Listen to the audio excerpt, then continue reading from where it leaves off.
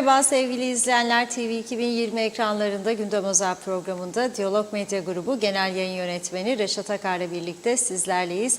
Geciktik, hemen konu başlıklarını sizlere kısaca aktarayım. Evet, ilk konumuz Başbakan Ünal Üstel bugün Gazeteciler Cemiyeti Yönetim Kurulu'yla yaptığı görüşmede kamu çalışanlarına ve emeklilere müjde verdi. Maaşların Cuma günü ödeneceğini, bayram tatilinin ise Salı gününden başlayacağını belirtti.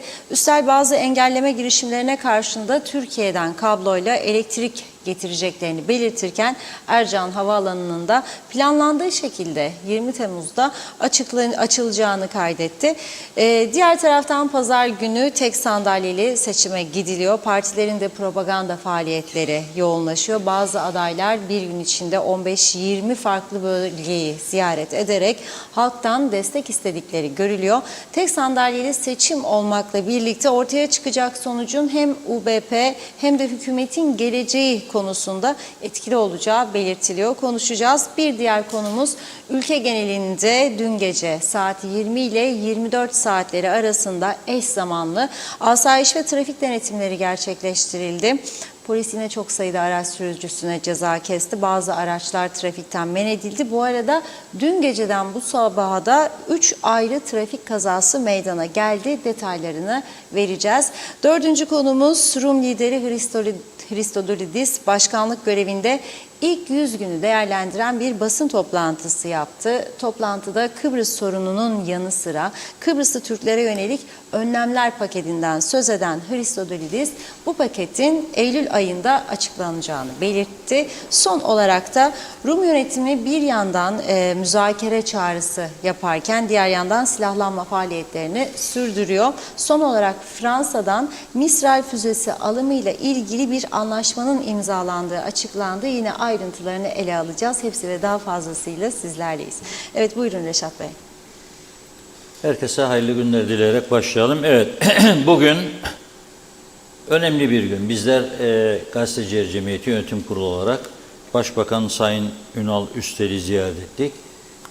Bu ziyarette gerçekten sadece medya konusu değil, ülkenin önemli sorunlarını irdeleyen bir takım görüşler ortaya çıktı. Bu arada Sayın Ünal Üstel, kamuda çalışanlara ve emeklilere yönelik önemli bir de müjde verdi ve maaşların Cuma günü ödeneceğini söyledi. Ben size bizzat Sayın Ünal Üstel'in sesinden o bölümünü aktarmak istiyorum bugün kendisini ziyaretimize. Yani birkaç saat önce oldu. Bugün saat 13.30'daydı ziyaretimiz. O ziyarette ortaya çıkan durumla ilgili de görüşlerimizi aktaracağız sizlere. Tabii en önemli mesaj, herkesin beklentisi bayramdan önce maaşlar ödenecek mi, ödenmeyecek mi? Bir de Türkiye'deki gibi tatil 9 gün mü olur, kaç olur falan beklentisi vardı. Onun da cevaplarını bu açıklamada bulacaksınız. Bu güzel ziyaretten dolayı duyduğum memnuniyeti ifade ederken bir de halkımızla şunu paylaşalım. Şimdi önümüzde bir Kurban Bayramı ve Çarşamba günü Kurban'ın birinci günü, Salı günü Arife günümüz. Pazartesi bizim meclisin bu dönemin son toplantısı olacak ve kısmetse Salı'dan sonra bir günü biz ülkeye tatil vereceğiz. Ondan sonra bayram tatiliyle birlikte insanımız bu 6 gün süre içerisinde de bir tatil yapma olanağı bulacak. Bunu daha rahat bir bayram geçirmesi için de Cuma günü bütün kamuda çalışan insanımızın maaşlarını da buradan ödeneceğini haberini vermek istiyorum. Eğer Cuma gününe yetişmeyen, aksayan bir şey varsa pazartesi devam edecek ve bunu bitireceğiz. Hem emekliler hem kamu çalışanlarının tümünü Cuma günü ödemelerini yapacağız ki bayrama, Kurban Bayramı'na girerken daha rahat alışveriş yapsınlar ve daha rahat, daha huzur içinde bir bayram geçirsinler. Bunu da buradan söylemek istedim. Bu güzel ortamda bunu da açıklamak istedim.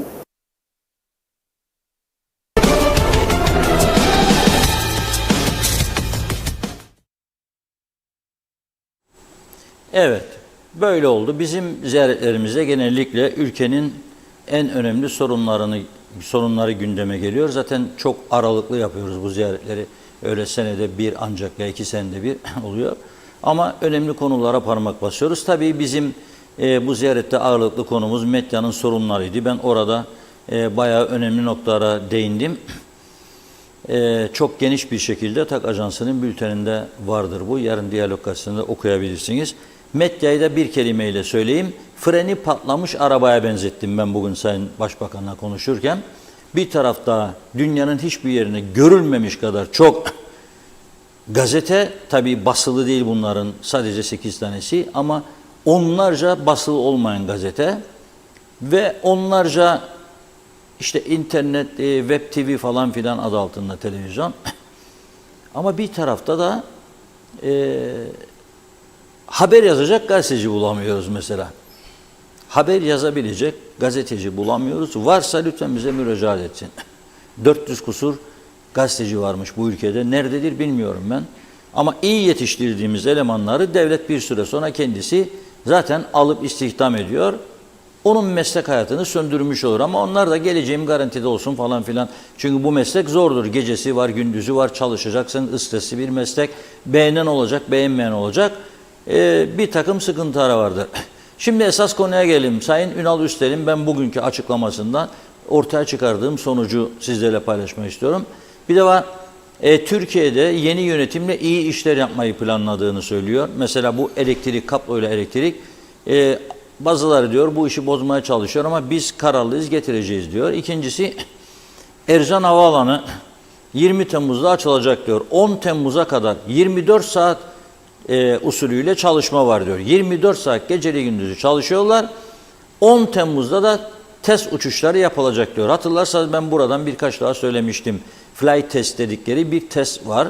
Onun defalarca gerçekleştirilmesi lazım. Uçaklar inip kalkacak. Bu da her uçak değil tabii. Türk Sivil Havacılığın elinde 2 uçak varmış. Bu 2 uçakla yapılıyor bu flight testler. Ve ona göre rapor hazırlanıyor, düzenleniyor. Onaydan geçerse ancak o havaalanının pisti açılıyor. Dolayısıyla göreceğiz. Çünkü önümüzdeki yaz aylarıdır. Kıbrıs'a turist akışı fazladır. Bakalım Temmuz ayında 20 Temmuz'a yetişecek mi? Elektrikte de kararlı olduğunu söylüyor. Ve bu arada tabii işte memurların, kamu görevlilerinin beklediği müjdeyi de veriyor. Cuma günü emekliler ve çalışanlar maaşlarını alacak diyor. Pazartesi günü meclis olduğu için 9 güne bağlayamadıklarını ima ediyor. Diyor yok yani pazartesi meclis var, mecburen meclis çalışanına göre resmi gün yani iş günü olacak diyor. Ama salı günü zaten yarım gündü Arife günü olduğu için diyor. Dolayısıyla biz Arife'yi de resmi tatili veriyoruz. Pazartesi günü 12'den sonra herkes alır çantayı eline gider evine. Uzun tatil başlar. Tabii bizim için geçerli değil bu. Özelde çalışanlar göreve devam. Hiç ben bayram tatili yaptığımı hatırlamam zaten son 30 yılda. Özellikle de 15 yılda ne bayram ne seyran ne yılbaşı. Görev başında. Her mesleğin kendine göre bir zorlukları vardır. Bu arada tabii hemen geçeyim. Pazar günü seçim olacak. Seçime hazırlıklar yoğunlaştı. Gerçekten her gün 15-20 belki de daha fazla bölge geziyor adaylar. Halkla tokalaşıyor, destek istiyor, o istiyor. Şimdi biz bir seçim için, bir sandalye için Allah aşkına sadece devletin 35 milyon harcaması, siyasi partilerin ayrıca bir yığın paralar harcaması yani nasıl bir meseledir? Değer mi bu diye devamlı tepki gösterdik biliyorsunuz. Anayasa veya ilgili yasa böyle emrediyormuş. Bu anayasayı ve yasayı istedikleri gibi yorumlayabilirlerdi bana göre. Ve bu seçim bir sandalye için seçim yapılmazdı. Ha 49 ha 50 meclis ne fark eder? Meclisin esas yapması gereken hayati önem taşıyan yasaların geçirilmesidir. Ama bunu da yapmıyor. Ve şimdi bir sandalye çok öneme bindi. Ama sonradan insan daha geniş çaplı düşündüğü zaman bu bir sandalyenin özellikle UBP ve üçlü koalisyon için hayati önem taşıdığını da görebilmek mümkün. Bunun üstünde durmak istiyorum. Sizler de tabii ki görüşlerinizi yazarsınız. Sayın Recep Tayyip Erdoğan'ın arkadaşlar bulursa ilk ziyaretini Kıbrıs'a yapmıştı seçimden sonra biliyorsunuz. Geldiği gün havaalanındaki karşılamaya bakmak yeterlidir. Ve ondan sonra fotoğraf paylaşımlarına sosyal medyada. Bazı UBP'li bakanlar ve milletvekilleri sırf Sayın Erdoğan'a yakın olduklarını göstermek için birlikte fotoğraf çekip veya tokalaşma anını görüntüleyip yandaki bir arkadaşları aracılığıyla onu paylaşarak yani bakınız Sayın Erdoğan benim elimi sıktı. Ya da bana gülümsedi, özel gülümsedi ama bu demek aklımdasın, merak etme. Yani beni hazırlıyor anlamında da değerlendirenler vardır. Kıbrıs küçük yerdir. Hiçbir şey gizli kalmaz. Açık ve net bir şekilde görüyoruz ki UBP içerisinde şu anda kazan kaynıyor. Ve UBP içindeki bazı milletvekilleri ve hatta bazı bakanların UBP adayının kazanmaması yönünde de gayret sarf ettikleri de duyuluyor. Tekrar ediyorum, Kıbrıs'ın en önemli başarısı dedikodudur. Bir şey söylediğiniz mi bir yerde 10 tane, 20 tane, 50 tane, 100 tane de eklerler, kısa sürede bütün adaya yayarlar. Ve yayılmıştır bu şu anda. Hatta isim verenler vardır. Hangi bakanlar, hangi milletvekilleri diye. Eğer üstel bu seçimde UBP alamazsa o sandalyeyi, bir sandalyeyi da muhalefete kaptırırsa o zaman üstelin sandalyesinin sallantıda olacağı ve UBP içinde bir takım gelişmelerin yaşanacağı, hatta erken kurultaya zorlanacağı UBP'nin iddiaları var. Ve bu şekilde yeni genel başkan, yeni başbakan falan filan hesapları. Biz bunları çok gördük ve bu ülke bu yüzden tabii çok şeyler kaybetti bugüne kadar. Bir senede 4 tane hükümet değiştiren bir başka ülke var mı ya dünyada? Mümkün değil yani. Yani mümkün değil. Hele bizim gibi tanınmamış bir ülke, parası yok. Merkez Bankası Türkiye'den idare ediliyor. Hayvanları, hasta olan hayvanların aşısı bile Türkiye'den isteniyor. Kendi ayakları üzerinde duramayan bu zavallı ülke bir senede 4 tane hükümet değişme lüksüne sahip midir? Değildir. Ama alınız son yılları ne zaman? 2009'dan geleceğim ben bugüne, 14 yıl. Sayın Derviş Eroğlu uzun süre UBP Genel Başkanlığı'nı ciddi bir şekilde koruduğu için ve Başbakanlığı koruduğu için parti içinde kendisine öyle kolay kolay rakip yaratmamıştı. Ama o 2009'da başbakan oldu, tek başına UBP iktidara geldi. Sonra Cumhurbaşkanlığına aday oldu. Kısa sürede Cumhurbaşkanı aday olduktan sonra UBP içinde hizipleşme dönemi başlamış oldu. İrsen Küçük geldi, gitti. Hüseyin Özgürgün geldi gitti, şu anda da İstanbul'da yıllardır gelmiyor buraya. Sonrasında Ersan Saner, tabii önce şeyden başlayayım, Tatar'la başladı. Derviş Eroğlu gitti, Tatar geldi. Tatar da kısa sürede Cumhurbaşkanı olmayı istediği için o da gitti. Yerine Hüseyin Özgürgün geldi. Pardon, Hüseyin Özgürgün'den sonra Tatar geldi. Evet. Eroğlu gitti, Hüseyin Özgürgün. Hüseyin Özgürgün gitti, Tatar geldi. Tatar gitti, Ersan Saner geldi. Ersan Saner gitti, Doktor Faiz Sucuoğlu geldi. Doktor Faiz Sucuoğlu gitti, Ünal Üstel geldi. Çok hızlı bir değişim. Yıldırım hızıyla. Ve ne oldu? Sorunlar daha da arttı ülkede. Birikti. Şimdi Ünal Bey bugün bize dedi ki, hangi hükümet döneminde bu kadar faaliyet yapıldı? Mesela dedi, hiçbirisi yapamadı belediyelerle ilgili reformu. Ben yaptım dedi. 28'den 18'e elimi taşın altına koydum, yaptım dedi. Bilmem kaç tane yasa geçirmiş meclisten, bugün onu anlattı bizlere. Ama UBP içinde kazan kaynıyor. Müthiş bir kazan var ve pazar günü eğer Ulusal Birlik Partisi adayı kaybederse bu seçimi 26'sından itibaren siz yeni bir sürece hazırlıklı olun. Yani yeni siyasi çalkantılara UBP içinde başlayınca zaten bütün ülke çalkalanır. Çünkü ülkenin en büyük partisi. Bu arada üçlü koalisyon hükümetinin geleceği. Öteki şekilde bakalım. UBP'nin adayının kazanması halinde bu defa acaba bu üçlü koalisyon ikiliye mi düşecek? Yani UBP'nin sayısı 25 olacak. 3 HDP 28. Ben neden Arıklı'ya şimdi bir bakanlık vereyim deyip o bakanlığı ulaştırmayı kendi partilisine vermeyi düşünebilir. O zaman da üçlü koalisyon gidebilir. Neticeye gelecek olursak bu seçim evet tek sandalyeli seçimdir. Evet bu ülke için lüks bir seçimdir. Çok maliyetli bir seçimdir. Bütün hayat durmuştur son bir ay içerisinde. Seçim yasakları falan filan. Fakat aynı zamanda da siyasetin geleceği açısından da önemli bir seçimdir. Bir sandalye deyip geçmeyelim. İngiltere Krallığı'nın sandalyesi bu kadar önemli olmadı gerçekten. Hayret verici bir durum. Uzaktan bakanlar bize tabii bu durumdan ne söyler tahmin edebilirsiniz. Ama durum bu merkezde. Ben bunu sizlerle paylaşmak istedim. Pazara az kaldı. Netice itibariyle bugünü saymazsak Perşembe, Cuma, Cumartesi 4. gün sandık başı. Sandığa katılım ne olacak? Dün yayınlamıştık vatandaşların görüşlerini.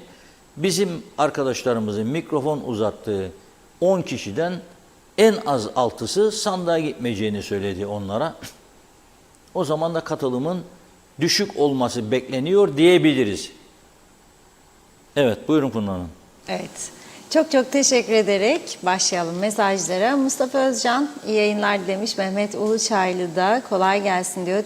Dilber Tuğba'yı da, Erol Topçu da aynı şekilde. Celal Harun da özü doğru olanın demiş, sözü de doğru olur. Reşat Akar Bey adını dağlara yazdım. Güzel insanlar, sağlıklı mutlu günler diliyorum. Bugünkü şarkımız Kış Masalı olsun. Hayırlı akşamlar demiş. Hüseyin Boşnak anlamadım. İlk defa duyuyorum diyor. Maaşlar ödenecek diye bilgi verilsin. Londra'dan selamlar. Onur Oyak iyi yayınlar Reşat Bey demiş. Necdet Mavi Gözlü Kuzey Kıbrıs Birleşik Afrika Pakistan Cumhuriyeti Başkenti Lefkoşa'dan hayırlı günler diliyor. Hoş bulduk Necdet Bey. Evet sağlıklı mutlu nice yıllar olsun size dedim ama demiş böyle bir memlekette doğduğum için pişmanım demek istiyor.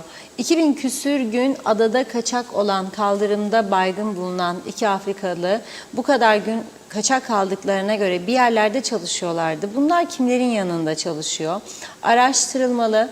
Bunları çalıştıranlara sağlam cezalar verilmeli. İnsanlara iş verilmezse burada barınamazlar. Bugün günümü daha fazla bozmamak için gerekmedikçe başka yorum yapmayacağım demiş Necdet Bey.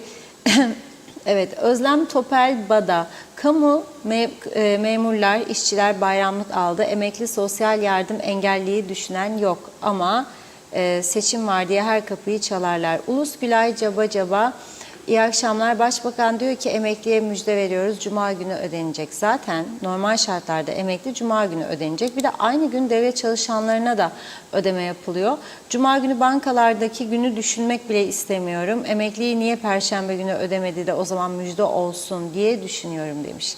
Fikret İpekçioğlu sandalyeye verdikleri ilgiyi halka da gösterseler olmaz mıydı? Sabahattin Aksünger, Reşat Bey sizden ricam fuar alanında Yakın Doğu Bulvarı üzerindeki elektrik lambaları sürekli yanıyor.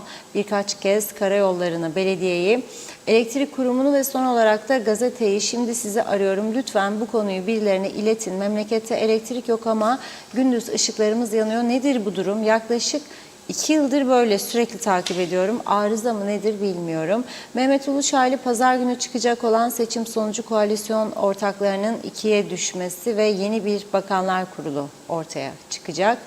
Celal Harun unutma demiş. Her şey geçer, ömür de geçer. Bütün tartışmalar biter, bütün gündemler değişir, bütün ünvanlar, koltuklar, makamlar geride kalır. Bütün telaşlar son bulur. Hayat sensiz de akıp gider. Ne yaparsan yap kimseyi razı edemezsin. muhakkak bir eksiğin bulunur. Sen doğruları söyleyip insanları razı etmeye bak. Çünkü onlar seni asla hiç yalnız bırakmaz ve sakın unutma. Özlem Topel, Bada, bizler değil başımızdakiler zavallı, seçim zamanı bir şekilde kandırır ve oy toplarlar maalesef bu halktan. Mehmet İnancı, hoş vakitler değerli dostlarım, hayırlı yayınlar olsun Kaoslar ülkesi, cennet adamıza. Sizlere de sağlıklı günler. Evet, bakıyorum. İsmet Ezel demiş ki belediyeler küçüldü de zibil azalmadı diyor. Nazime Nalbant, İskele'den herkese selamlar. Her şeyin iyi olmasını diliyorum. Bugünlerde seçimlerde yavaş yavaş yaklaşıyor. İnşallah hak eden kazanır. Halkımızın hakkında hayırlısı olsun. Huzur, sevgi ve zamsız günler diliyorum demiş. Bayram da geliyor. O kadar pahalılık var ki kurban da kesemeyecekler. Hoş bulduk Nazime Hanımcığım. Siz de çok seviliyorsunuz. Bakıyorum Hüseyin Koltan, Doğru Haber'in gerçek adresi. İyi ki varsınız. Dilinize, emeğinize sağlık demiş. Furkan Özdemir, Reşat Bey gına geldi artık tüp yok. 1 aydır öldük, bittik. Hilmi Budalı, belediye reformu temizlik demiş. 331 sayaç bakımı, 20 ton subaşı, reformu ben de yapardım diyor böyle. Peyman Hassoy, tüm gerçekliğiyle doğru söz, doğru haber, iyi yayınlar Reşat Bey, yayınınızı her gün kaçırmadan izliyoruz demiş. Mehmet Uluçaylı, Türkiye bizi koltuklarımızdan tuttuğu müddetçe biz dimdik ayaktayız da bu ne zamana kadar devam edecektir diyor. Evet, şöyle bakıyorum, atlamayayım. Hüseyin Boşnak, 74'ten önce koca Kıbrıs'ı 4-5 lider ne güzel idare ediyordu. Şimdi 50 lider var, değişen ne var ki demiş. Salih Mullalı, en azından insanların maaşı ödeniyor. Kötünün iyisi UBP, kötünün en iyisi, eksik okumayayım. Mehmet İnancı, tatil yapmadık, mezuniyetlerle uğraştık Mehmet Bey. Yoğundu ama güzeldi çok şükür. Fevzi Teke, hayırlı yayınlar, Londra'dan selamlar demiş. Orhan Aslan, keşke bu külfetli seçimi hiç yapmasaydılar ama günün sonunda seçim yarısını ipi göğüsleyecek olan, her halden belli olan CTP'nin adayı diyor Sami Özüslü olacaktır. Sibel Serin, iyi yayınlar, kolay gelsin demiş. Tema Yavaş da Londra'dan selamlarını gönderiyor. Evet, bakıyorum, zannediyorum tamamlayamadım. Bir tane daha var, okuyayım, ara verelim. Çetin Sadeli, seçilen vekil tarihe geçmeli. Çünkü 40-50 milyonluk seçim olacak. Kolay gelsin demiş. Teşekkür ediyoruz. Devam edeceğiz. Buyurun. Evet, Çetin Sadeli çok iddialı, bağımsız aday ve reklam kampanyasını daha önce yayınlamıştık sizlere. Verilirse diyor, alın atın cebe diyor. Ben de öyle yapacağım diyor. Ve dikkat çekmek için de güzel kendine göre yöntemler buluyor. Mesela bir düğüne gidiyor, damadın boynuna kuzu budu asıyor. İnsanlar ete hasret kalınca öyle olur değil mi? Kuzu budu en değerli hediyelerden biri olur. Öteki taraftan Nazım var, Mesarya'nın adayı. Nazım her gün beni arıyor, reklamlar çıkmadı diyor. Ben diyor iddialıyım bu seçim diyor. O da diyor ki ben diyor kazanırsam diyor söz veriyorum halka, meclise Mercedes'den değil eşekle gideceğim diyor. Bulursanız getirin o Nazım'ı da. Az kaldı diyor şeyi kazanmam için diyor. Az bir desteğe ihtiyacım kaldı diyor. Belki 3-5 oy daha gelirse garantilerim diyor Nazım bu seçimi. Eşekli bir şeyini yayınlamıştık onun böyle sesinden. Neyse bulursa gelir. Şimdi bu seçim gerçekten 40-50 milyon diyor Çetin Sadeli. Hah bak geldin. Nazım Özsever. Biliyor, gerçekten milletvekili adayıdır yani Nazım. Ve iddialı olduğunu söylüyor o da. Bakalım. Hayırlısıyla inşallah bu seçim bitsin. 40-50 milyon diyor TL olarak, yani seçim devletin kasasından çıkacak olan paranın 30-35 milyon TL olduğu söyleniyor. Tabii adayların da harcamaları var. Lefkoşa Gidin ana yolunda dikkat ettiğiniz mi bilmiyorum. Belki de Lefkoşa Mauseon'da da var ama ben bir süredir o yolu hiç kullanmadım diye emin değilim. Ama Lefkoşa Gidin'de görüyorum. Ana yolun üstünde çok sayıda adayların tabelaları var. Tabelalar var. Bir milletvekili seçimi için o yolda büyük masraf yapıp tabela dikiyor adaylar. Bakalım ne olacak, hayırlısıyla göreceğiz. Ama esas bizi düşündüren bu seçimden sonra ülkenin çok önemli sorunlarıyla ilgili atılacak adımlardır. Dün Afrikalılarla ilgili son durumları paylaşmıştık sizlerle. Bir de trafikle ilgili suçları. Polisimiz her şeye rağmen sağ olsun fırsat buldukça asayiş ve trafik denetimlerini yapıyor. Geçmişe göre daha sık yapılıyor. Ben bunu görüyorum, farkındayım ve memnunum bu konudan. Ama gönül arzu eder ki bu işlerin içinden başka türlü çıkamayacağız. Bakın bugün Diyalog Gazetesi'nde biz manşeti "Çanlar çalıyor" diye attık. Baygın vaziyette yerde, üstelik işlek yerde, otobüs durağının yanında, okul yakınında o yerde yatan 2 Afrikalı'dan birinin 2646 gün, diğerinin 993 günden beri ülkede kaçak olduğu ortaya çıktı. Ama eğer orada baygın vaziyette olmasaydı onlar ve eğer vatandaşlar fotoğraflarını çekip polise yollamasaydı ve telefonla arayıp polisi uyarmasaydı, bu insanlar ayrıldıklarında kalkıp gideceklerdi, gene ortaya çıkmayacaktı bu ülkede kaçak yaşamları. Ve şimdi ne oldu? 1 aylık süreyle cezaevine gönderdiler. 1 ay içerisinde bunlar yargılanacak demektir ve deport edilecek. Ondan sonra 1 ay ekmek elden su devletten. Bedava yaşam. KKTC devleti ödeyecek. 1 aydan sonra da uçak bileti kesecek. Para bulursa ve bunları ülkelerine gönderecek. Peki diğerleri ne olacak? 10 binlerce kaçak Afrikalı var bu ülkede. 10 binlerce. Bir evde 15-20 kişi yaşıyor. Ha ben o kiraladıkları evleri kırıp dökmelerinden hiç şikayetim yok. Kiralayanlar çeksin onun gailesini. 50 hisselinin daha fazla alacak ayda diye ya da sözleşme imzalamayacak, maliyeye vergi vermesin diye 1 yıllık peşin alacak da kirayı düşük gösterecek da 1 yıl sonra atarım diyecek. O adam başına geleni çeksin. Beni ilgilendirmez. Kırasınlar da döksünler de hiç beni ilgilendirmez. Her şeyin de bir sınırı vardır. Biliyorsun senin evine kiraladığın zaman 3 kişi kiralıyorsun ama 10 kişinin 15 kişinin gireceğini biliyorsun. Bile bile de kira. Aman kapalım parayı var. Geçici paradır. Komşuları rahatsız etme gibi bir düşünce hiç yok. Yani ben bunu kiralayacağım da bu apartmanda diğer komşular rahatsız olacak. Hiç umurlarında değil. Bana ne der? Yani her gün kahve içerdik beraber. 40 yıldır komşuyduk. Unutulur o. Çıkar dünyası. Ama bunu yapa sonuçlarına birlikte katlanacağız bunların. Bakın gittikçe artıyor. Dün programdan sonra gördüm çıktığımda bir başka Afrikalı anahtarını unutmuş. Üst kata çıkıyor çatıya. Çatıdan aşağı 9 metre sicim uzatıyor ve asılıyor ensin. Sicim kopuyor, düşüyor. O da hastanede. Allah yardımcısı olsun tabii, hayatına bir şey olmasın ama onun 1 yılın tedavi masrafı vardır. KKTC devleti ödeyecek bunu. Onu bu ülkeye getiren üniversite değildir ödeyecek olan. Yok. O üniversitenin kapısından girmedi zaten. Bilinmiyor. Devlet ödeyecek.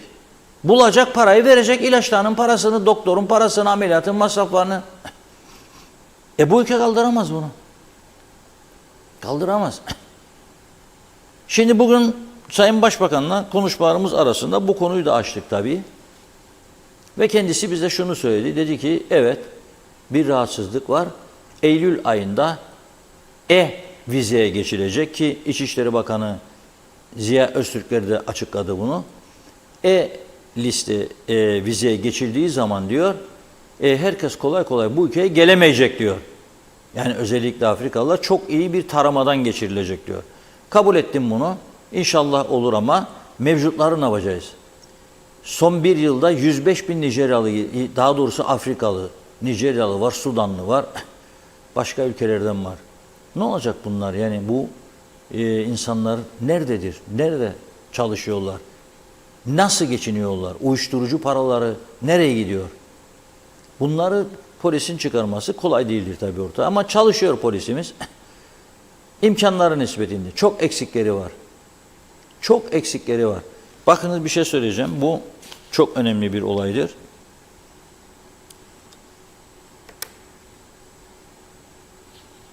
Bugün gazetemizde var. 5 ay önce Ocak başında 6 ay oldu. 6 ay oldu. Bu ülkede bir cinayet işlendi Gazi Mağaza'da. 16 yaşındaki Helin adlı kız erkek sevgilisi tarafından çok vahşi bir şekilde öldürülmüştü. Önce bıçakladı, sonra onu saçlarından sürükleyerek inşaat alanına götürdü. Orada da demir çubuklarla zarar verdi, öldürdü tabii. Şimdi bu adam hala yargılanamıyor. Duruşma başlayamadı. Yine dün mahkeme vardı. Dedi ki polis, Türkiye'den beklediğimiz raporlar gelmedi.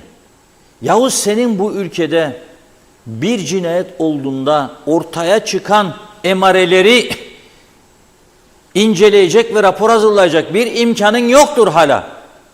Yoktur. Ama seçim üstüne seçim tamam. Hükümet üstüne hükümet o da tamam. Korumalar o da tamam.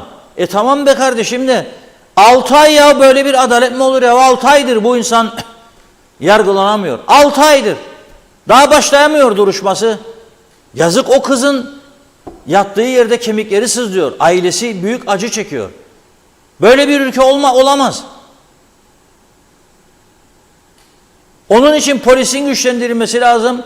Bu emareleri inceleyebilecek, rapor hazırlayabilecek birimlerin bu ülkede kurulması lazım. Şarttır, elzemdir ve hemen yapılması lazım. Ve polis güçlendirilmelidir. Çok hızlı bir şekilde. Ben polisin her gün, her gece denetim yapmasını istiyorum. Ve özellikle yabancıların ikamet ettiği yerlere mahkeme emri alarak baskın yapılmasını istiyorum bir vatandaş olarak. Çünkü mahkeme emri olmadan giremez birisinin evine. Bakın neler çıkacak. Çıkıyor zaten. Lefke'de bir ufak operasyon yaptılar. 2 yabancı uyruk. Biri çiftmiş. KKTC'de varmış. Biri de oradan yabancı. Önce açıklama yapıldı. 1 kilo sera kurmuşlar Lefke'de. Hiç kimsenin anlamayacağı şekilde uyuşturucu yetiştiriyorlar. Hint keneviri. Sonra ikinci açıklamada 2 kiloya çıktı. Şimdi dün duruşma vardı. 4 olmuş. 4. Boğuldu bu ülke ya. Onun için insanlar kendinde değil. Özellikle gençler çok acayip durumda. Bir tane çek bir şey olmaz derler. Başladılar. Ondan sonra devamı gelir bu işin. Çok büyük tehlike altındadır ülkemiz gerçekten.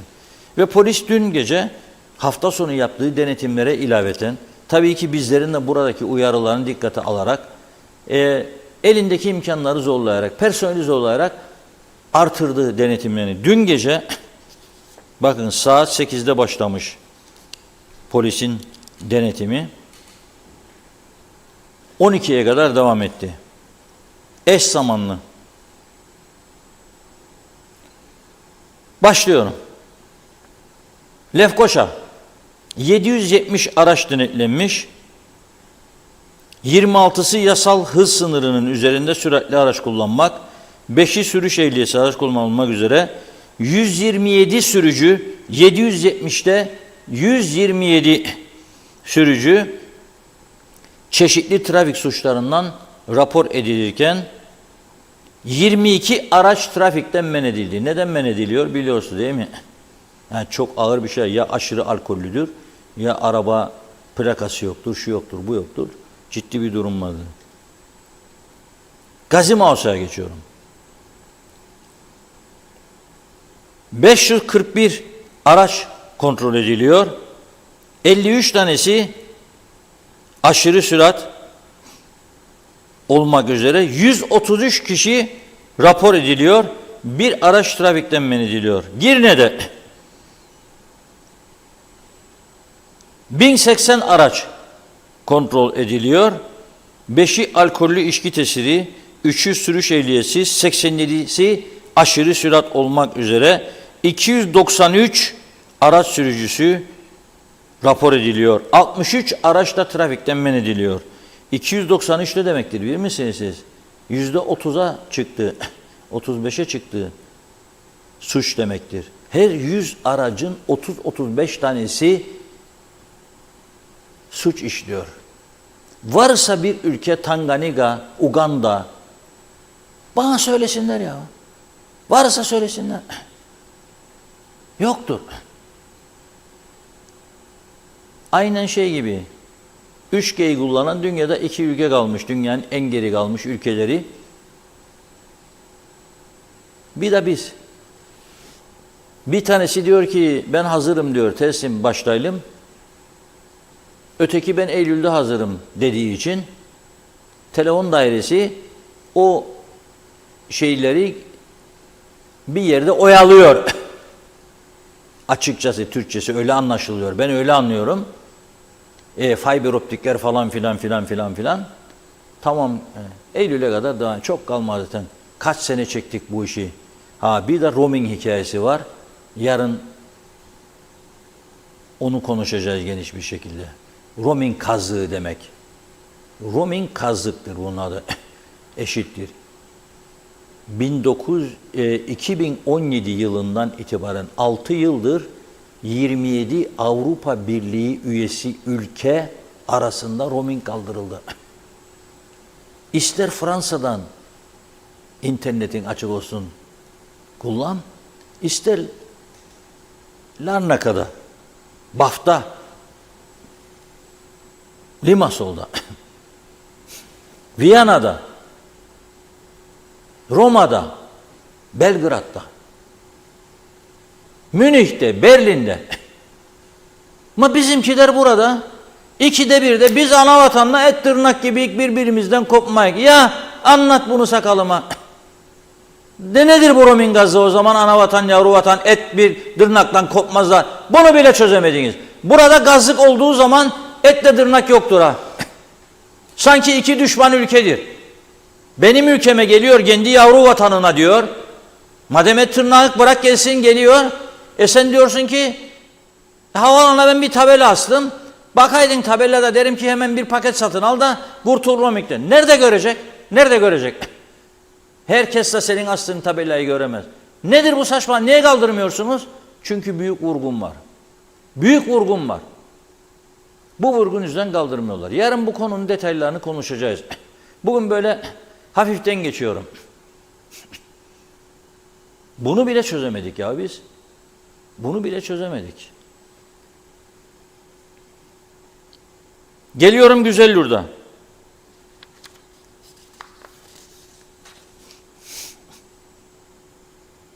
...400 araç kontrol edilmiş. 25'i aşırı sürat olmak üzere 84 araç sürücüsü çeşitli trafik suçlarına rapor edilmiş. 400'de 84. Gerçekten bir zamanlar Uganda'dan örnek verirdik. Dünyanın en kötüsü falan diktatörlük. Idi Amin Dada, Cumhur Devlet Başkanı silahlarla gezerdi. Karşı çıkanı pat pat yere sererdi. Bizde de trafikten seriyorlar zaten. İskele'ye geçiyorum. 240 araç sürücüsü kontrol edilmiş. 48'i yasal hız sınırının üzerinde aşırı sürat, biri sürüş ehliyeti olmak üzere 61 araç sürücüsü, 48'de 61 düşebilirsiniz siz. Rapor edilmiş. Ve dün geceden bu sabaha 3 tane ciddi büyük kaza meydana geldiğini açıklıyor polis. Bunların 2 tanesi aşırı alkolden kaynaklanıyor. Girne'de dün akşam 20.30 sıralarında İmran Sahbur, yabancı herhalde 37 yaşında, SS089 plakalı aracıyla dikkatsizce dönüş yaparken Ergün Kemaneciler 23 yaşında yönetimindeki SED 716 plakalı motosikletin önünü tıkadı ve çarpıştılar diyor. Kaza sonucu yaralanan Ergün Kemaneciler kaldırıldığı Lefkoşa Doktor Burhan Nalbandoğlu Hastanesi'nde yapılan tedavisinin ardından ortopedi servisinde müşahede altına alındı. Demek ki kırık var bir yerinde, ya ayağı kırıldı ya kolu ya omzu. Kimin umurunda? Kimin umurunda? İmran Şah burada tutuklanmış. Alsancak'ta, ah o Alsancak, ah. Kapalı mekanların dili olsa da konuşsa, gece kulüpleri, barlar arttıkça artıyor, suçlar da artıyor. Dün gece 23.30 sıralarında Erdal Avşar 45 yaşında 185 miligram alkollü içki tesiri altında TRS 644 plakalı araç ile seyrettiği sırada, ha bu TR dediği yani taksidir, daha dikkat edin. Bravo, işte böyle olmalı taksi şoförleri. Bulutların üstünde olmalı ki müşteriyi erken götürsün o bir tarafa. Direksiyon hakimiyetini kaybedip yolun batısında bulunan toprak banketteki elektrik direğine çarpmış. Kaza sonucu yaralanan olmamış. Araç sürücüsü Erdal Avşar tutuklanmış. Girne'de bu sabah karşı Doğukan Koç 23 yaşında 192 miligram alkollü şekilde PM 426 plakalı salon araç ile seyrettiği sırada dikkatsizliği sonucu araç hakimiyetini kaybederek orta refüjün bordür taşına taktıktan sonra kaza geçirmiş. Yaralanan olmamış ama Doğukan Koç tutuklanmış. Bu ne demek oluyor ya? Gece sokağa çıkmak da tehlikeli oluyor. Eskiden Kıbrıslı Türkler evlerine kapanırmış. Akşam oldu mu EOKA bir şey yapmasın diye. Miyafonlarla gezer bağırırlarmış. Rum polisi. Evinize kapanın. Bu gece denetim olacak falan. Bizim Kıbrıslı Türkler anlıyormuş ki bir şeyler olacak. Kapanalım eve ve ona göre Rumlar bize bir şey yapmasın. Aynen böyle. Şimdi kapanalım eve çünkü aşırı derece alkol alan ve sürat hastası olan insanlar her an bize çarpabilir, öldürebilir. Hayatımızı sonlandırabilir. Ama kimsenin de umurunda değildir. Seçim var işte şimdi, en önemlisi bu. Ama ölümlü trafik kazalarına hala 7 yıl en fazla ceza verilebiliyor. Mahkemeler de 4,5-5 yılda kapatıyor bu işi hafifletici nedenleri öne çıkararak. Böyle bir ülkede yaşamak gerçekten kolay değildir. Evet, güzel bir ülkemiz var. Bu ülkeyi hep birlikte el ele verirsek daha güzel bir duruma getirebiliriz. Ama tam tersi hep birlikte daha kötüye götürüyoruz ülkemizi. Hep birlikte.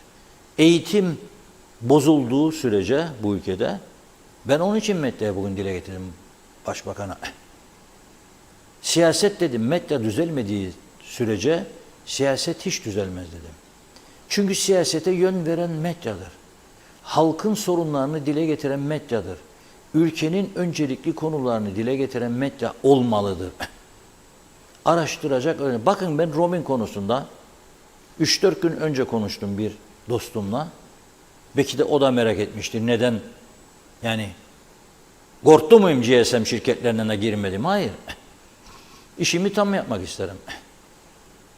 Dedim ki Özlem Hanım'a, haber müdürümüze, konuşun 2 GSM operatörünün genel müdürleri veya yardımcılarıyla veya basın müdürleriyle sorun bu roaming neden böyledir diye.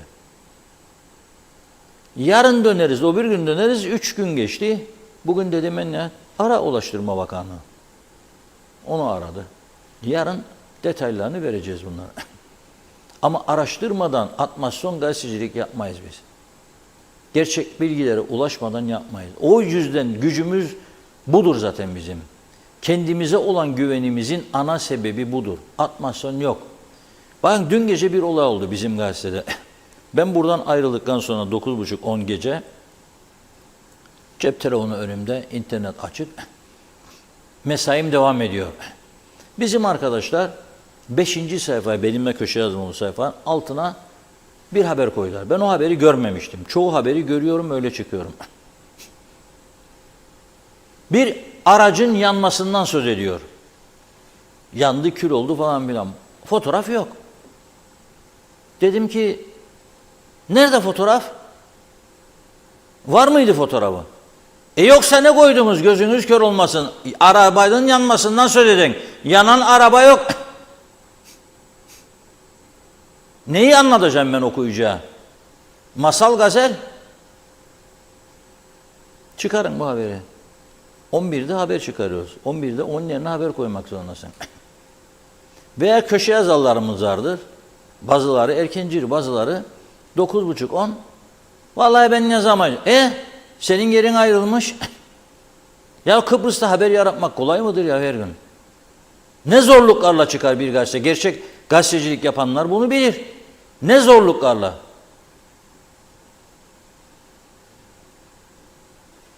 Ama bu böyle. Önümüzdeki 3-5 yıl sonrasını pek göremiyorum. Dediğim gibi tünelin ucunda ışık yoktur. Boş söylemedim ben bu lafı. Tünelin ucunda ışık yoktur. Bugün Başbakan'la bunları konuştuk. Yarın Cumhurbaşkanı'na ziyaretimiz vardır. Sonra da CTP Genel Başkanı'na ziyaretimiz olacak. Sırasıyla gidiyoruz.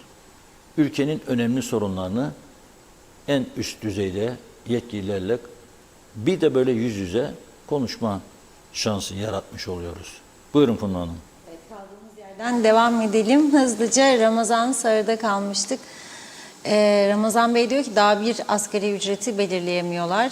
Seçimi bekliyorlar. Halkı düşünen yok. Ergün Yahat, hayırlı yayınlar, gerçeklerin doğru adresi. Gönül Kırşan, iyi yayınlar demiş. Teşekkür ediyorum. Bülent Günkut, hoş geldin güzel yorumcu. Selam koca yürekli adam. Yolunuz açık olsun sağlıkla. Mustafa Şakir Küçük, oyum Nazım'ındır demiş. Zeren Turalı, bir ülkede iyi yapıcı, tutucu, İş ehli, azimli, istikrarlı, gerçek iktidar, söz sahibi iktidarlar ancak tarafsız, çıkarsız, ülke menfaatlerini, halkın çıkarlarını, mağduriyetini giderecek, benimseyecek, güven verecek, hükümetlerin oluşması ancak gerçekçi, yurtsever, tarafsız, halkın, seçmenlerin seçeceği kişilerden oluşması kaçınılmazken bizler yarım asırdır düşünceye, mantığa, iyiye, güzele değil de çıkara, menfaate meyilli olduğumuzdan suçu hep iktidarlara atıyoruz. Kabahatin çoğu sende kardeşim. Kendi düşen ağlamaz, ne ektiyseniz şimdi de onu biçiyoruz. Hep birlikte kaderimin oyunu parçasını dinlemenizi tavsiye ederim. Birol her an bir milletvekili için harcanan parayla okul yapaydılar demiş. Mehmet İnancı, Reşat Bey bence tüm adaylar toplansın ve o bir sandalye için yapay bir zeka koysunlar. En azından hepsini idare etsin. Evet, bakıyorum. Celal Harun, Kuzey Kıbrıs'ın hali Somali'ye doğru gidiyor. İnternet erişimi, elektrik kesintisi, trafik, telefon iletişimi, su kalitesi, sokak temizliği, ulaşım kalitesi ve diğer insani hizmetler açısından Somali'den geriyiz. Bir avuç insan ve onlara hizmet götürmede beceriksiziz. Bir sürü diyor sözünü tutmayan insan demiş. Evet, Hasan Nihat Erduran, Sadeli'nin şimdiki kazancı nedir ki milletvekili maaşına inecek geliri diyor. Hakikaten adaylarımız ne gelir vergisi verirler her ay. Bu yıl vergi listeleri de çıkmadı ki bakalım demiş. Ali Cevat, evet Allah TV 2020'yi başımızdan eksik etmesin. Tüm personelin bayramınızı canı gönülden kutlarım. Kurban kesmek her Müslümanın hakkı fakat ona ulaşmamız bayağı uzak. Allah bizi affetsin. Salih Mullalı, yiyin için eğlenin, gülün, oynayın diyor. Program tavan yapar demiş Salih Bey. Özlem Topel, Bada, KKTC değil Teksas, Girçik adı, Teksas değil diyor, Girçik adası bizim ada. Mehmet İnancı, gücenen gücensin Sayın Akar. Bu açgözlü bazı ev sahiplerinin gözünü Allah doyursun demiş. Evet, Zeliha Adaman iyi yayınlar diliyor. İyi ki varsınız. Mehmet İnancı Polis Teşkilatı'na 1500 polis acil alınmalı. Lord Manav bereketli kuru yemişlerinden evlere servis başlamıştır. Telefon numarası da var. İyi yayınlar diliyor. Evet, Abi Hüseyin böyle bir ülke olamaz der Reşat Bey ama bu sahte düzeni siz istediniz diyor. Evet, Mesut Özer, Reşat Bey jandarma karakol sistemi kurulması lazım demiş. İyi yayınlar. Hasan Nihat Erduran, tartı fişi istesinler, ağır vasıtalarda ve tartım yapsınlar. Uyarın, yollar miadından önce deforme olur. Büyük eksikliktir bu. Uyarın lütfen demiş. Fevzi Mehmetçioğlu, kolay gelsin diyor. Lord Manav bereketli Jumbo bölgesi uyuşturucu ve kendilerini ücretle pazarlayan siyahi öğrencilerle dolu Lefkoşa'da. Hasan Nihat Erduran vergi vermeden labaluba yaparlar, pes demiş. Lord Manar Bereketli tüm siyahi öğrencilerin ev adresleri denetlenmeli yazdı. Mehmet İnancı, cennet adamız Reşat Bey, seneye olur inşallah maşallah diyor. Mehmet Uluçaylı, Türkiye'de asgari ücret arttı. Bu artış KKTC'ye 3. dünya insanının daha fazla akın etmesine sebep olacak.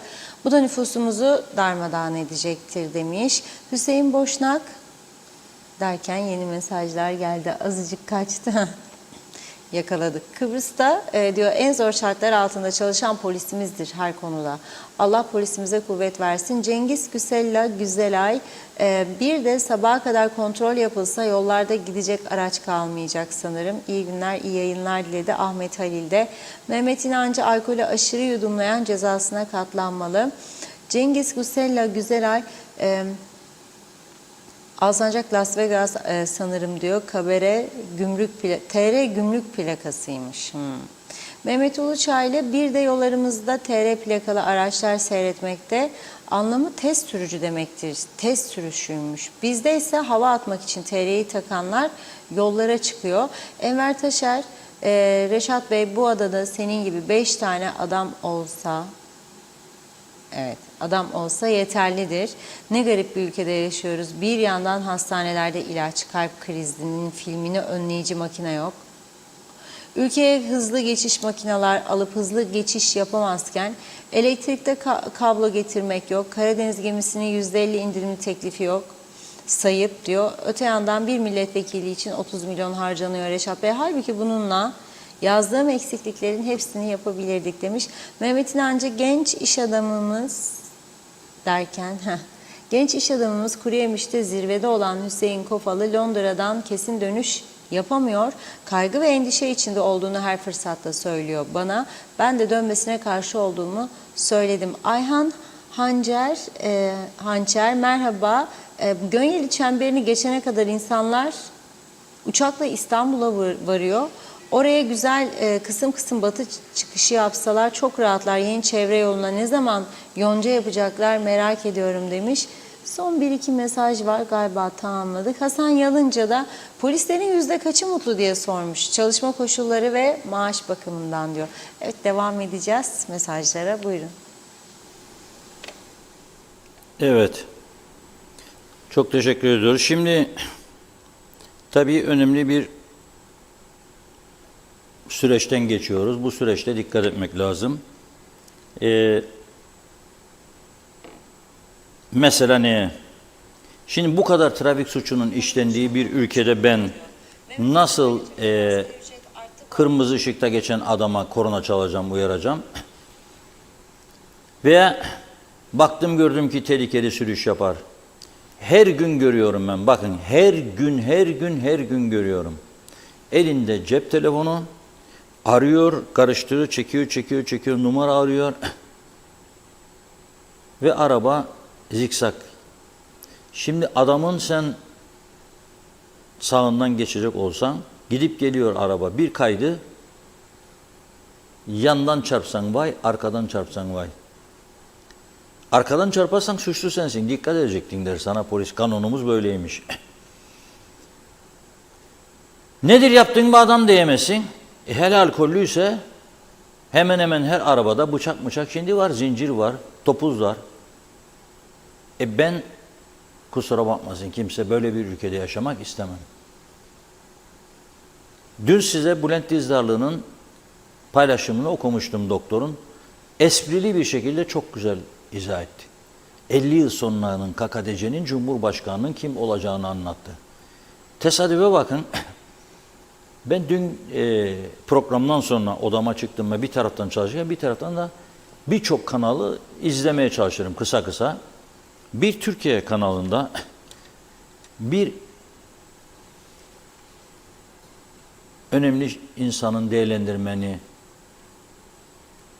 dinledim. Çok vurucu konulara dikkat çekiyordu. Aynen bizim burada şimdi Nijeryalılarla ilgili endişelerimizi belirtiyoruz ya. O da Suriyelilerle ilgili endişelerini belirtiyordu. 4,5-5 milyon Suriyeli, bir 5 ile 7 milyon arası da bekleniyor diyor. Bu arada Afrika ülkelerinden akışlar var. O da diyor ki 30 ile 50 yıl arasında sonrası Türkiye'nin durumu ne olacak diyor. Çünkü vatandaş oluyorlar, evleniyorlar, çocuk yapıyorlar. Onlar daha çok çocuk yapıyor, daha hızlı büyüyorlar. Ne olacak? Siyasi iradesi Türkiye Cumhuriyeti'nin diyor. İyi düşünsün Türkiye'dekiler. O onların sorunu. Türk siyaseti ortada. Bakın Kılıçdaroğlu kaç tane mağlubiyet hala görevdeyim diyor. Kaç mağlubiyet hala görevdeyim diyor. Ama o tarafta İngiltere bakarım. Boris Johnson müthiş bir adamdı. Korona sürecinde doğum gününü kutlamış konutunda. Gidenler şaraplarına beraber götürmüşler biralarını. Devlete para ödetmemiş. Bir kuruş ama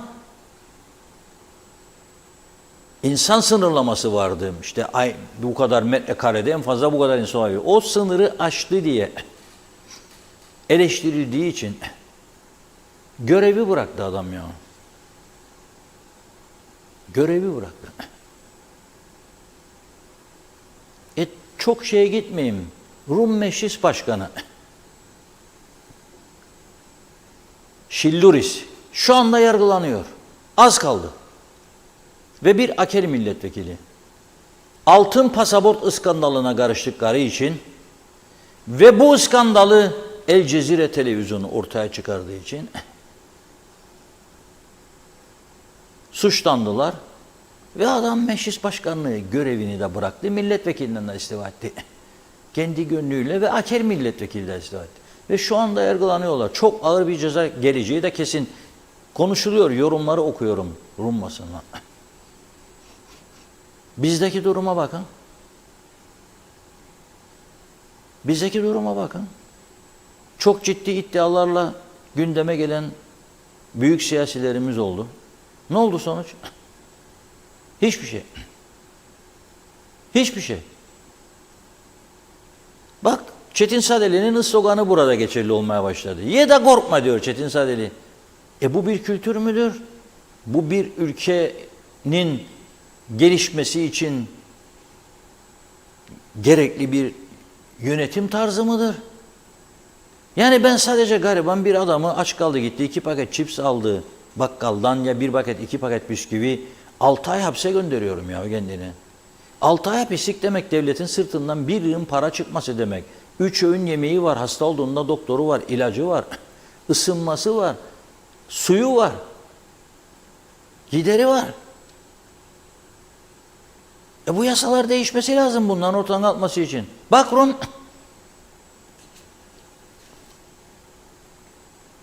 13 Eylül 2022'de adaya gelmiş, öğrenci üniversiteye geldi bizim.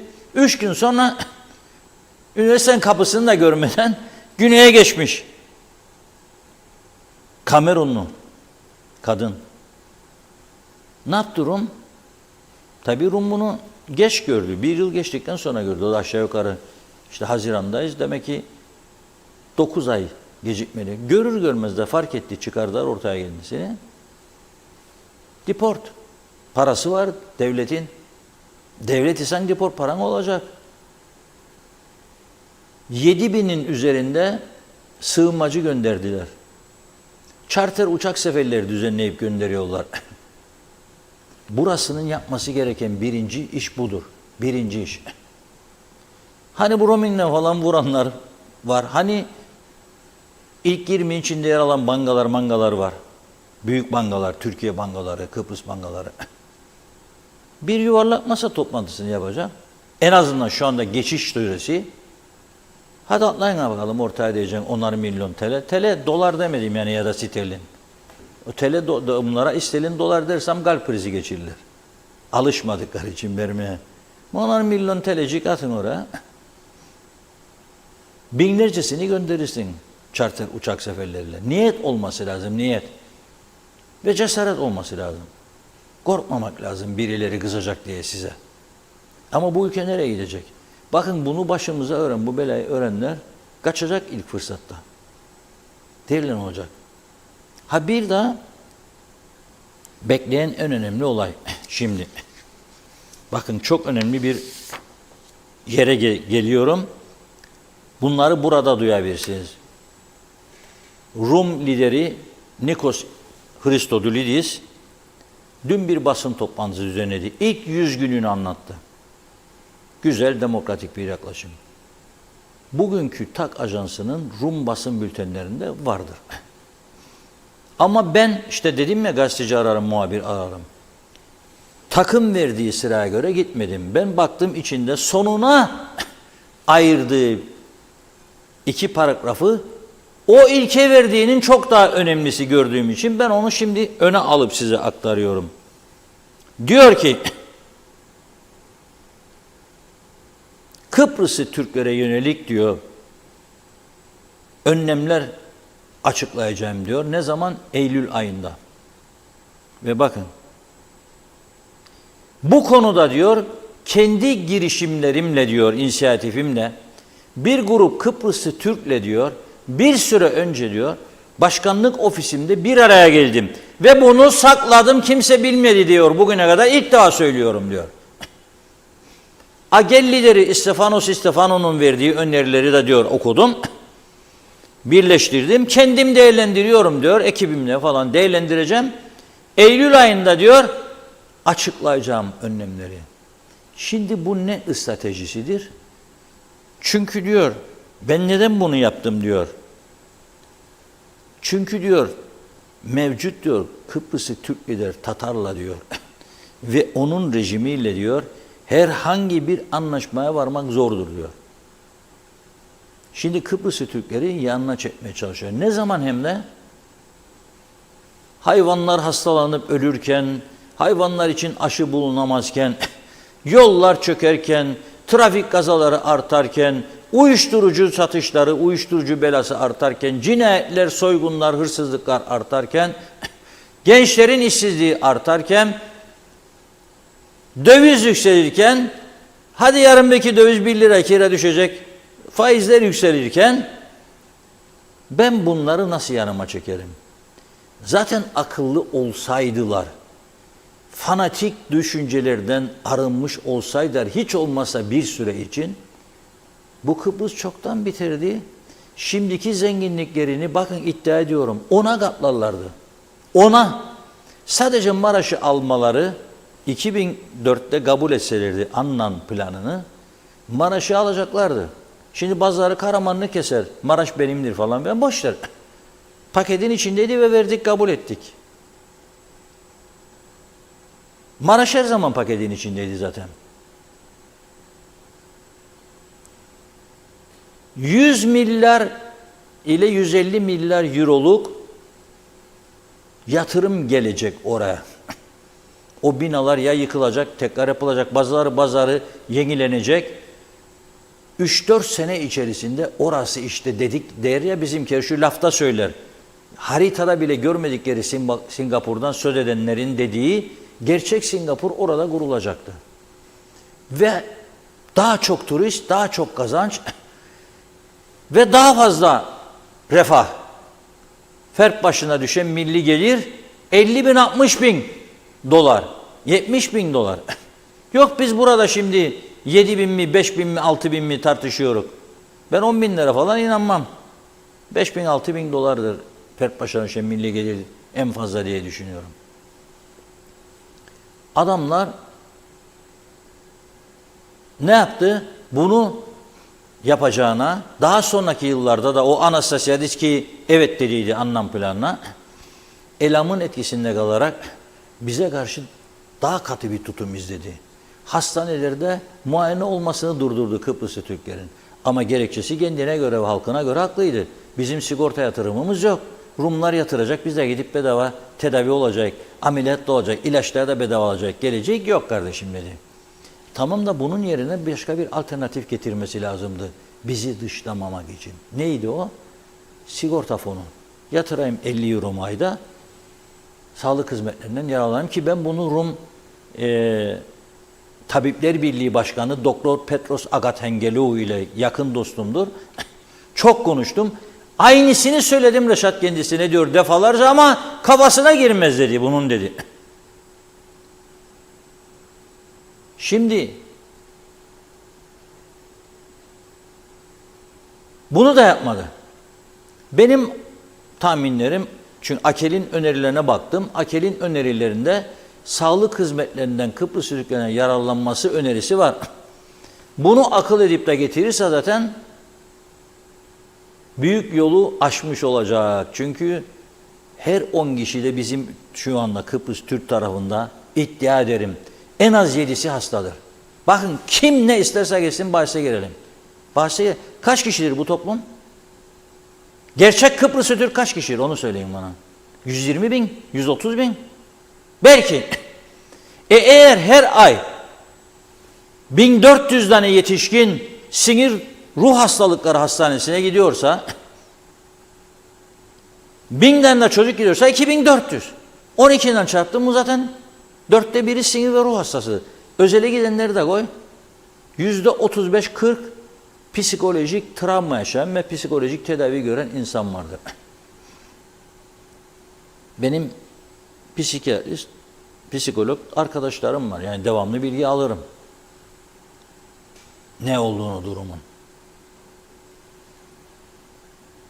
Bu bir taraftan. 2, bu ülkede kalp hastalıkları, kanser hastalıklarına patlama var.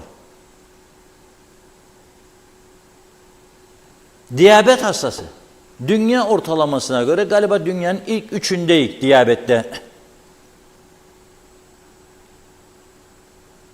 Peki gizlenenler? Her 10 kişide 7 kişi hastadır bu toplumda.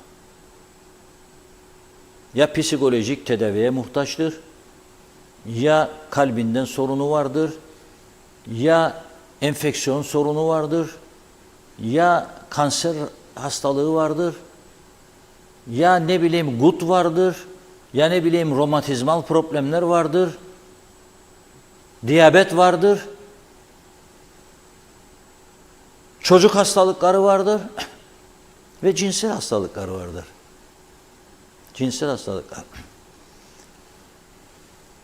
Ürolog Alper Sözüöz, Doktor Alper Sözüöz, ona da buradan selam yolluyorum. Çoktandır çıkmıyor televizyonlara. İşler iyi gider herhalde doktorumun. Patlama var çünkü benim duyduğum cinsel hastalıklarda da. Patlama var. Ama eskiden en ufak hastalığı problem edip giderlerdi doktora. Şimdi doktor diyor gelilir ama gelenler diyor gelmeyenlerden azdır diyor.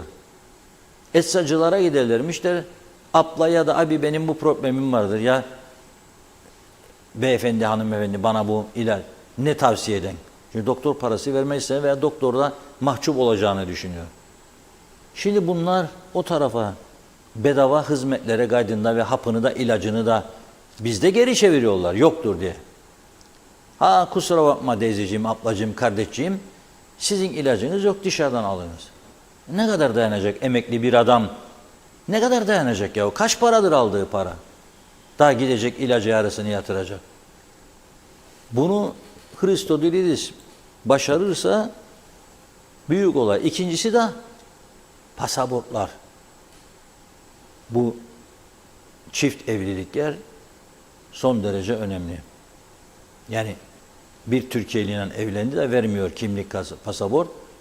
Onu da aşarsa tamamdır. Ve bir önemli vurgulamasına daha dikkat çekiyorum. Hani bizde birçok insan doğal olarak Rum mülkü almıştır. Bafta bıraktı, Vileymos'unda bıraktı Larnaka'da tabii ki alacak. Sokakta mı kalacaktı? Ama hiç bırakmadan alanlar var. Bir de bir bırakıp 10-15-20 alanlar var. Bugün gene arkadaşlarla arabada giderken söylüyor bana. Ne oldu dedim bir yerden bahsedelim. Sattı dedi. İşlemez mi bu adam artık dedim. Sattı. Niçin dedim. Adam demiş ki ya yavrum malıdır zaten oturduğum yer. 200 bin istelim verdiler bana. Duracağım ben ona buna hizmet edeceğim. Kap 200 bini. Normal şartlarda çalışan bir insan, devlet memurusun mesela, müdür bile olsan, müsteşar bile olsan 200 bin sterlin biriktirmen 30 yılda 40 yılda mümkün değildir. Nereden biriktirdin? Nereden? Nasıl oldu bu iş? Söyle bana bunu. Buff'ların değiştiği de söyleyeyim. Deba, deyim sağ. Nasıl olur? Oldu. İddia ediyoruz ki Rum gelip kapıya dayanırsa ne olacak diye sorarım ben. Ayağından vururum kendini. Neyi vuracaksın? Söylüyorum işte düşüncesini. Şöyle diyor. Müzakerelerin başlamasını istiyor ama Guterres çerçevesini kabul etmiyorum diyor. Çünkü orada diyor bir Kıbrıslı Türkiye bilmem veto hakkı verir diyor falan, onay ister diyor. Onu bile kabul etmem diyor. Ve geliyor mülkiyet. Diyor kendisine mülkiyette söz hakkı kimin olacak çözüm olursa. Bizim diyor tezimiz mülkiyette ilk söz hakkı kullanıcıda değil mal sahibinde olacak diyor. Yani şimdi sen oturun yanına gelin evinde, o konuştukları Guterres çerçevesinde eğer iade edilecek bölgeler arasında yer almıyorsa, yani bir miktar taviz verecek ya, mesela paketin içinde Maraş'ta vardı, sınır düzeltmeleri de vardı, Baroğlu vardı. Sonunda güzel ötüyordu ama bastırırlar da alacaklardı yani eğer neticeye gelseydi. Onun dışında mesela iade edilmeyen Girne'deki bir yer, Ozanköy'de, Belapayız'da, Alsancak'ta, Lapta'da, Karşıyaka'da öncelik hakkını oturana vereceklerdi. Ne diyecek? Sen mahkeme, bu evde oturmak istiyor musun? Evet, ama bu ev yanına gelindir. Tamam.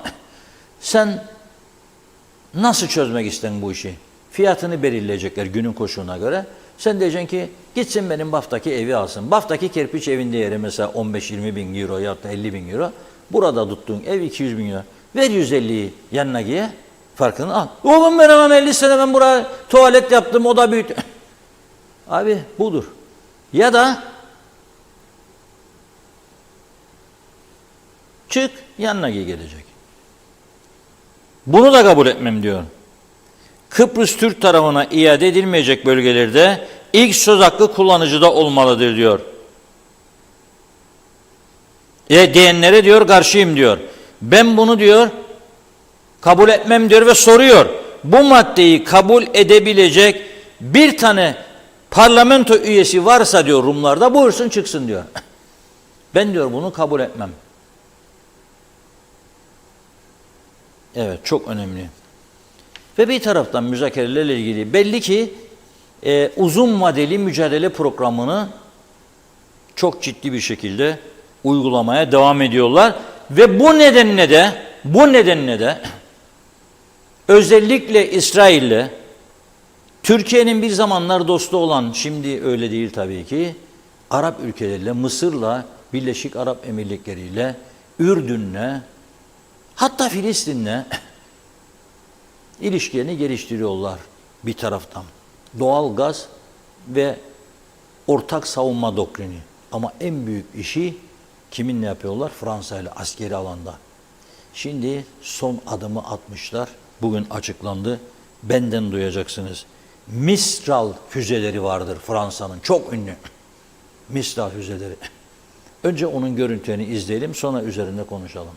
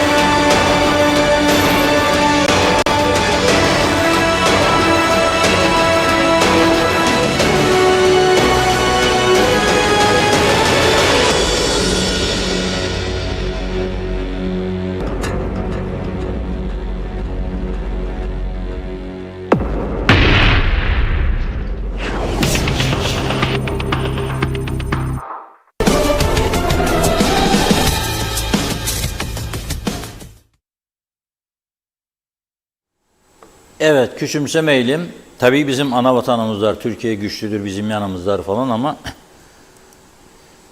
Belçika, Estonya ve Macaristan'la birlikte Güney Kıbrıs, Fransa'nın da olduğu bir masa etrafında beşli olarak bu Mistral füzelerinin temini konusunda anlaşma imzalamışlar.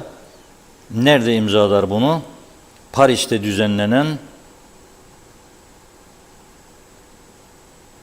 Air Show'da, Paris Air Show, havacılık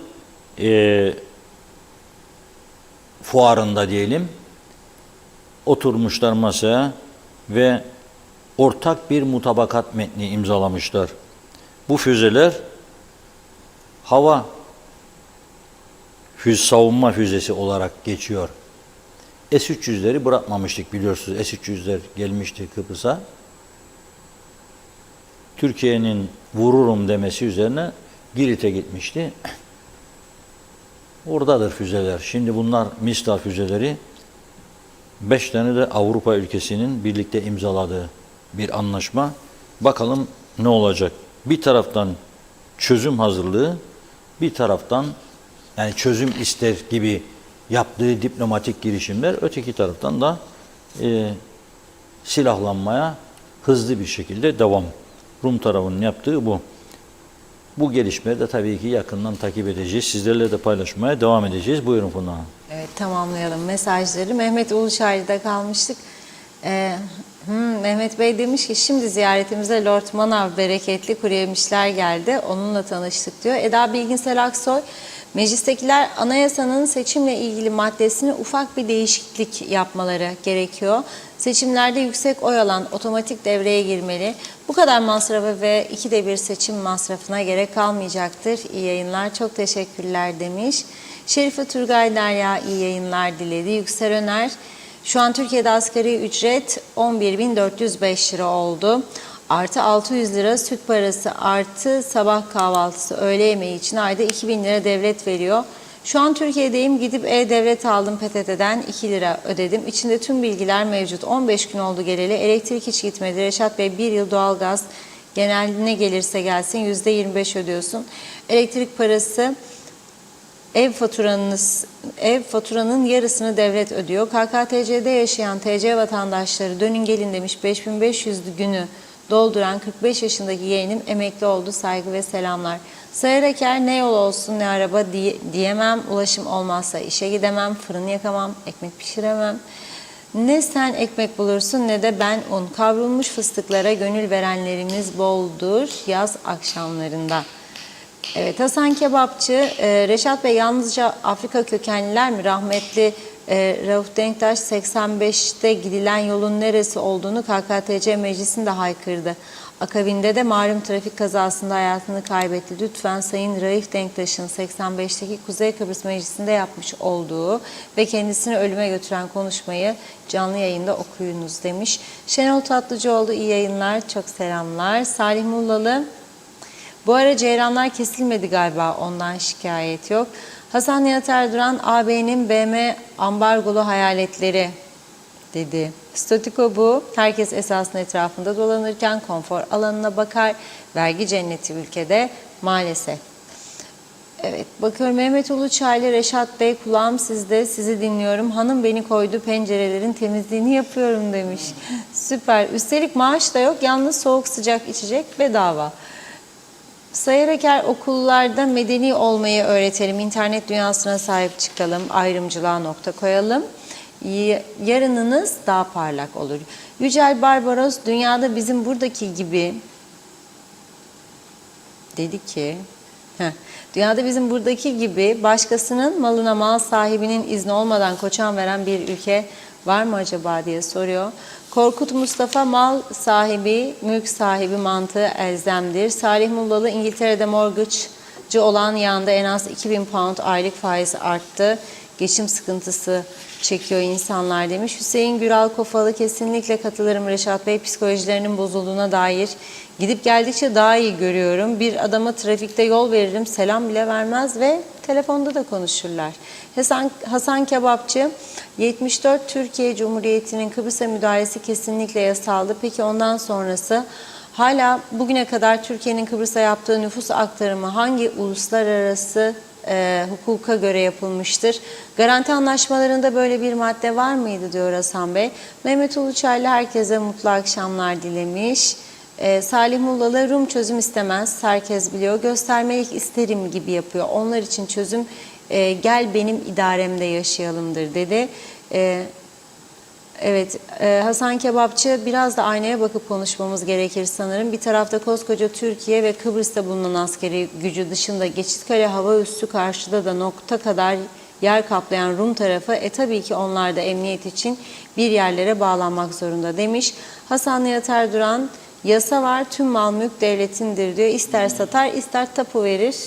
Gerçek budur demiş Hasan Bey. Bakıyorum, zannediyorum. Tamamladık. Teşekkür ediyoruz. Buyurun.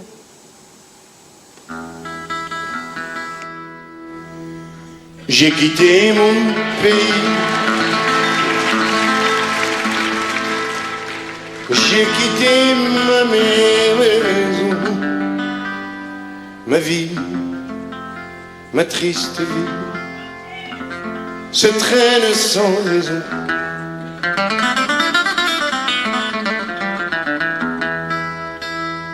J'ai quitté mon soleil, j'ai quitté ma mer bleue. Leurs souvenirs se réveillent bien après mon adieu.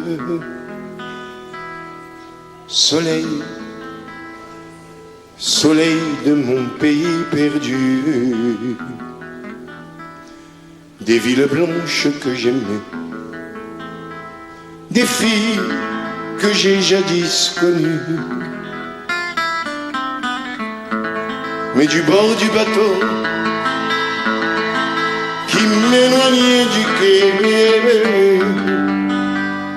une chaîne dans l'eau a claqué comme un fou.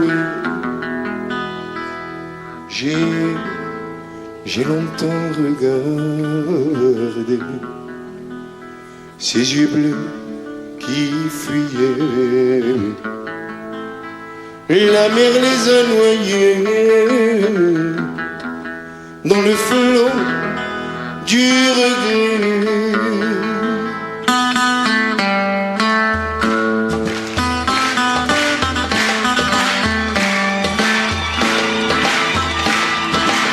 Si nous nous sommes tant aimés et que nous sommes séparés, non, ce n'est pas que je peux me passer d'elle.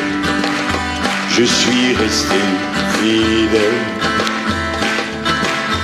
Et quand on lui fait du mal, c'est tout mon corps qui a mal. C'est tout mon cœur qui se tord, elle est si belle.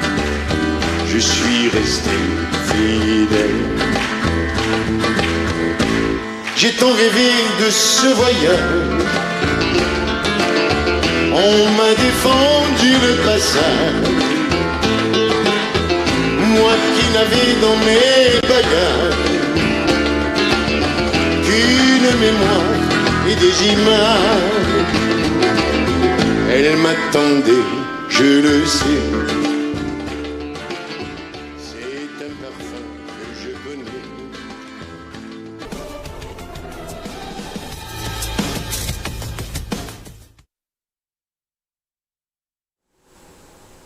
Evet, bazı sesler var, unutulmayacak sesler. Unutulmaması da lazım. Enrico Macias'tan dinledik. Umarım beğenmişsinizdir. Tabii herkes bu tür şeyleri, müzikleri sevmeyebilir ama biz de değişik değişik yaparız. Bazı izleyicilerimiz yazıyor bana özelden. Bugün lambada bekleyenler vardı. Dün diyor Twist oynadınız, bugün de lambada çalın, ben oynayacağım. Size göndereceğim videoyu, yayınlarsınız. Ben de diyorum Siz oynayın lambadayı, evde müziği koyun, çekin videoyu gönderin. Ben her gün burada dans edecek durumum yok. Dün yaptık, ara ara zaman zaman yapacağız bunu. Dans grubu bile getireceğiz buraya. Hatta beklediğim bir grup vardır, gelsin. Küba müziği bile bir gün yapacağız burada. Biraz renklendirmek lazım. Hep ıstesti konularla vakit geçirecek değiliz. Belki bazen aramızda psikolog da alacağız. O psikolog da sorumuzu yanıtlayacak. Canlı canlı bir takım sorunların üstüne gideceğiz. Daha farklı, daha canlı olmasını istiyorum gündem özelin. İnşallah bundan sonra olacak. O konuda bir eğitim çalışması sürecimiz olacak. Ardından sizlerle paylaşacağız. Şimdi son noktaya geldim. Yarın önemli bir eylem var. Saat 10'da Başbakanlık önünde Döviz Mağdurları Derneği'nin düzenleyeceği bir eylem var. Çok insan döviz mağdurdu. Bilirsin son zamanlarda döviz borcu vermezlerdi. Yani döviz kazanmayana döviz borcu vermezlerdi. Ama daha geçmişte verildiği için hala da ödenemeyen borçlar. Çünkü devamlı devalüasyon, devamlı gelirlerde azalma dövize göre. Bu yüzden insanlar sıkıntıya girdi. Bu insanlar devlet karşıtı değil, devlet düşmanı değil. Yani bunlara bir çözüm üretmek lazım. Vadelerini uzatırsınız. Ne bileyim bir süre bir çözüm yolu bulursunuz yani istek olduktan sonra. Çünkü bu insanlar bu kazançlarla bunu yapamazlar. Hükümete bir güzel öneri daha sunacağım. Birkaç gün içerisinde kaynak yaratmak isterlerse kaynak sağlayabilecekleri güzel şeyler var. Yani hem şahıslar kazanacak hem devlet kazanacak. Onu da birkaç gün sonra bırakmak istiyorum. Bugünü bu kadarla noktalayalım. Yarın inşallah maşallah yeniden birlikte oluruz. Evet, çok çok teşekkür ediyoruz ve programımızı burada tamamlıyoruz. Sevgili izleyenler, yarın akşam yine aynı saatte görüşmek üzere. Hoşça kalın.